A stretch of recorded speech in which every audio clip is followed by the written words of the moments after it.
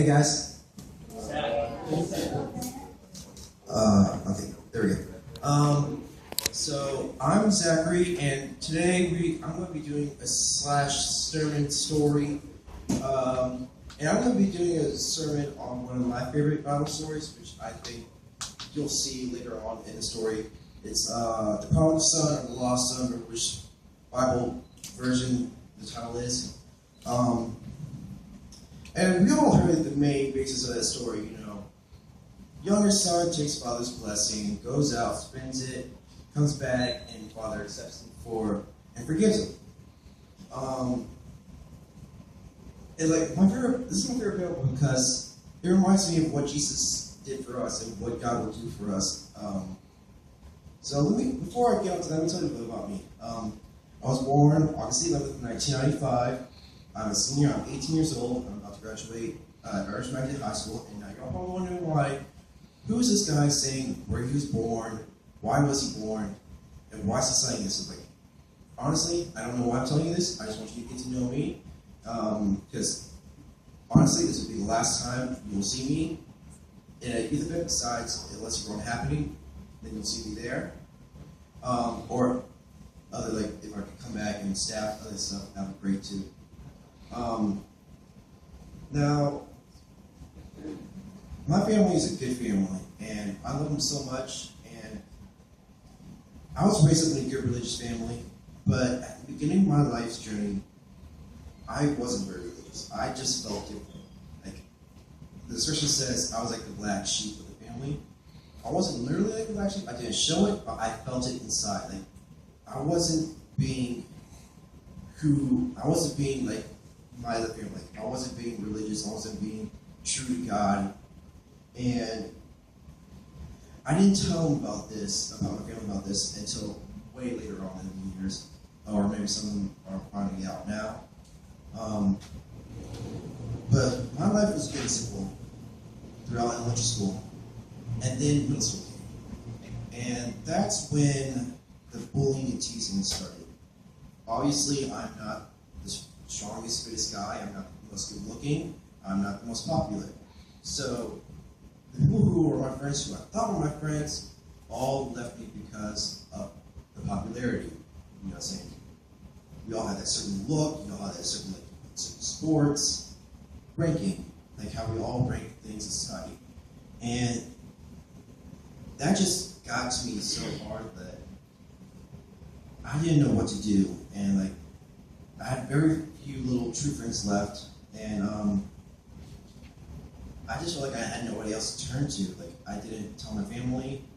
So the friends I still had kept me different distance away because again I was even the odd one out from them.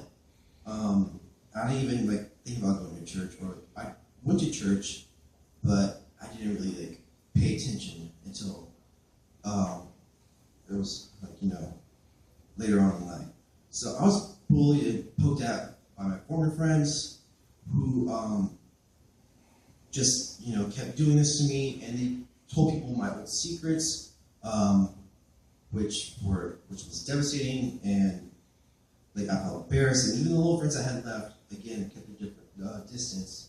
And almost every night I cried myself to sleep because it was just so sad. And what Tyler said, I would stay up at night in my bed saying, why is this happening to me? Why is my life like this? If there's this God out there, why has he planned this way for my life? If he's supposed to be a good God, why are there so many bad things happening to me? And my depression got so bad that I even had thoughts of suicide. And thanks to God, I never acted upon them, or I wouldn't be standing here today. But I know some of my family members don't know about this, but thanks to going to counseling and telling them that, I was able to get out of that and move on with my life. And if you see people that look kind of like that, telling them to move on, that's not always the best answer, because sometimes they don't feel like they can. And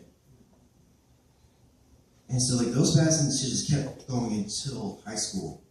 The beginning years of high school, I was like, bullied and like made fun of. But until one moment, my life changed.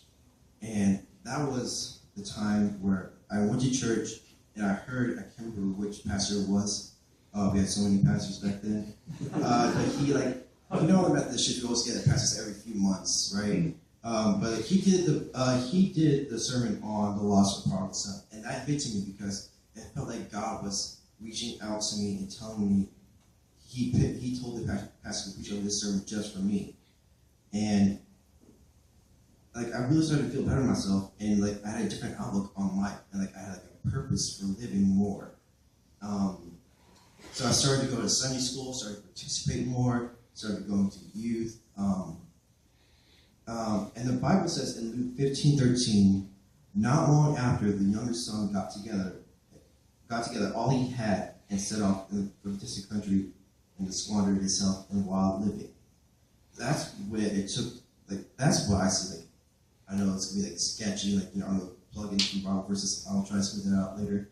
But that's how I feel how we kind of did that. We took our Father's blessing, his son's sacrifice, Jesus Christ. That was our blessings that he gave to us, and sometimes we wasted on our wild living, so because of just life and constant bombardment of society and sin. But then it started to really hit me that someone does care. Someone out there does care for you. It was my first senior high retreat. I met people who loved me and cared about me for who I was, for who I truly was. So I didn't have to put up the fake mask. I didn't have to wear the mask, having people know what I'm talking about. And I didn't have to make a whole different identity. And that's what felt so good about going to retreats. And those people that were in my life, I just want to thank them. Some of them are here tonight, some of them are not.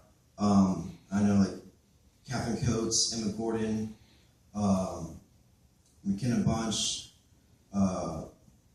Chris, Ryan, Jordy, Morgan, and a whole bunch of other people. Jennifer, Abigail, they all were there for me. Wesley, I know you were there. And shout outs to Wesley, rocking that hair game. Best hair. Nick, and all these other people were there for me. And and my dad's recording this, so I just want to personally thank them for being in my life and for helping me, changing me. I also want to thank my entire youth group, my entire family. Because I know I haven't always been the best. I haven't been the best sibling and the best youth member. But y'all were always there for me, and y'all always stood beside me, supported me, growing to help me out. And I just want to thank y'all for that before I forget to do that. And so when I was at the retreat, and we all know as Christians, there was always that one night at the retreat where everybody cries. Somebody starts crying, then everybody else sees that person crying, and we all start crying because that person crying. Why are you crying? And then we get sad. And we started crying, and people started crying. And I remember one night, I was that one person that started crying at my first retreat. And all the people were saying, why are you crying? And I was saying, I was like, I don't know why I'm crying. I don't know why I was crying. I was just crying.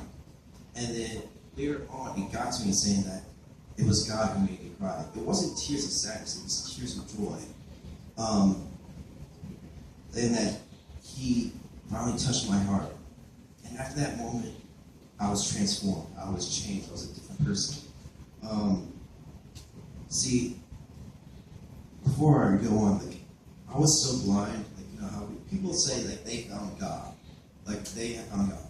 I didn't find God. God found me. I was blind, so I wasn't looking for God. But God was looking for me, and he found me. And when he found me, he picked up my broken pieces and put them back together. And that's why I don't, when people say, did you find God? No, God found me. Like, I didn't find God. God found me. So after that transformation, I became a different person. Like I said, I got involved with youth. And then I joined this club at my high school called Awakening Club, which is a Christian club, because we're supposed to awaken people in the spirit. That's what I call awakening. Yeah. And like even the people there had touched my heart. My fellow leaders that were there, Gabrielle Holmes, Sydney, Nathan, Daniel Turner, they were all there supporting me and helping me. It was a great family community, and I just love those people to death. And they were like a second family to me. Everyone is like a second family. So after that, I got more involved in church. I did children's message for a while. Then school started to get in the way. But now I'm going to go back to what the Bible said about, here's the sermon part. It was in Luke 15, 31-32. This is when, after the son had spent his while living and came back to his father. And this is when the older brother was mad at his father, saying, why did we bring our younger brother back? Like, he disobeyed you and like he, shamed you with all this while living. Why do you bring him back and like have this grand party for him? And he says, my son, the father said, you are always with me and everything I have is yours. But we had to celebrate and be glad because this brother of yours was dead and is alive again. He was lost and is found. That was me. Like, I was dead. I was dead and I was lost. But when God found me, he resurrected me and made me new. And, like, he gave me, the purpose to live. And that's what I think all of us are like. This is how I picture it. When our time comes and we all die and go to heaven, I see in the distance God the Father in a robe. He sees us, and like in the following story, he'll pick up his robe, run out to us, and hug us, and say, my son, welcome back, you are finally home. And because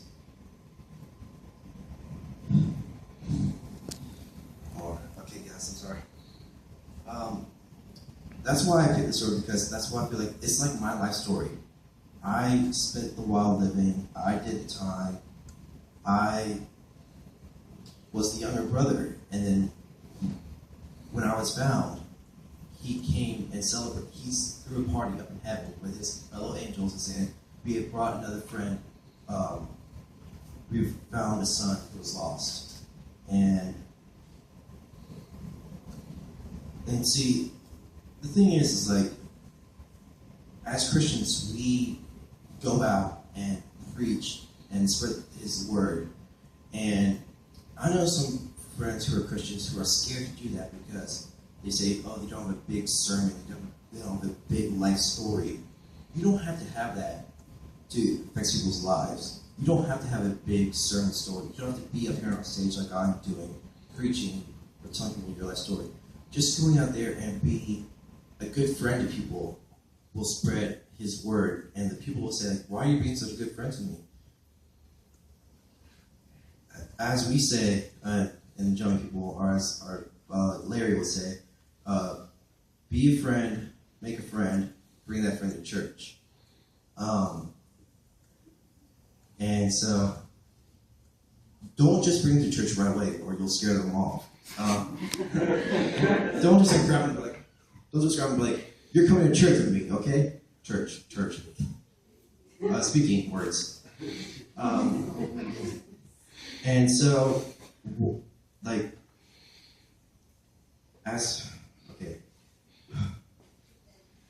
thank you. So as people, as Christians, as disciples of Christ, we have to go out there and make friends first before we bring them in. We can't just bring them in and be like, hey, you're one of us now. It's not like, we're not a cult. We're not like, we have a whole situation, thing that says, raise your right hand and put your hand on the Bible. We don't do that, no. We are, as we say here, too cool for the whole, like, put your hand on the Bible, because we don't need the Bible to just preach about God. Because technically, y'all may not have to agree with me here, but I think the Bible is technically in our hearts. Like, God has written the story in our hearts, and He wants us to spread that story. Now, it doesn't have to be your life story, but just something like, saying, being, like I said earlier, be a friend. And it's just that if it wasn't for the people who, at my church or at my school, who found me alone, and came to me and reached out for me to be a friend to me first, I probably wouldn't be who I am today. I probably wouldn't be here. I'd probably be home playing video games, being all alone. We all, I understand we all have that moment that we want to be alone, and that's fine. I know I have that, sometimes more than others. But it's also good, as my parents would say, to go out and socialize and make friends, because sooner or later, you're going to be gone, and those friends will be gone, and you're not going to see them, especially for us seniors who made friends in high school, going off to college now, and we may not see those friends again, but we will see them. We will see them again in heaven. We may not recognize them; they may be different, because we may not look like what we look like now in heaven. So, how many people have seen Heaven is Real yet? Is it good? Yeah, it is. Because I want to go see it. How about God's Not Dead? That was also good. Okay. Those movies, I haven't seen them yet, but I got the basic gist of it from those commercials. Like, I read the book Heaven's Real for Kids about that kid who died and went to heaven and came back. That book, I don't cry a lot from books, but that book made me cry. Okay. That book touched my heart, because it was this kid who found his dead sister, who wasn't even born, who was not named because they never named her, and so I thought that was pretty cool. She's waiting for one of their parents to come and name her in heaven. That would be cool. And now there's a joke between the parents, like, I'm going to die before you are, so I can name our child. And I'd be like, what? They're not going to commit suicide together, dude. I hope not. I don't know what's going on between them, but it's just that I know I'm going all over the place right now. My mind is scattered. I'm so nervous. Thanks, guys. But thanks. Thank you. I usually wear flat. That's my style. But see, actually, brings up a good point. Tyler brings up a good point. We each have a style. We each have our own style of bringing God's word. Some of us may be singing. Some of us may be coming up and speaking. Some of us may just be, little hand gestures that some of y'all see making comments about my hand gestures. You could do interpretive God dance to certain songs. He is risen and raise the roof. Right? Raise the roof because he's risen. I see my dad shaking his head, saying he does not approve of my raise the roof joke. But it's just that each of us have a special way. God gave us a special talent, and He wants us to use that talent in any way that we can to spread His love, to spread His word. And so back to where the sermon about the lost son. I think it is our mission to find those lost sons and daughters of God, bring them in to the family. Yes, it will be hard, it will be difficult, there will be challenges in the way. I know it took a long time for me to come and find God, but like my mom says, you can't force someone to change. They have to be the ones that want to change themselves. For example, let's take a drug addict. You can't force a drug addict to change. You can't force them to go, you're going to go to rehab and change. Because maybe if you do, they're not really going to change. They're going to have to decide, I'm tired of living this life. I want to change and become clean. So just be there for them, and as we say, plant that mustard seed and let God do the work of changing them. And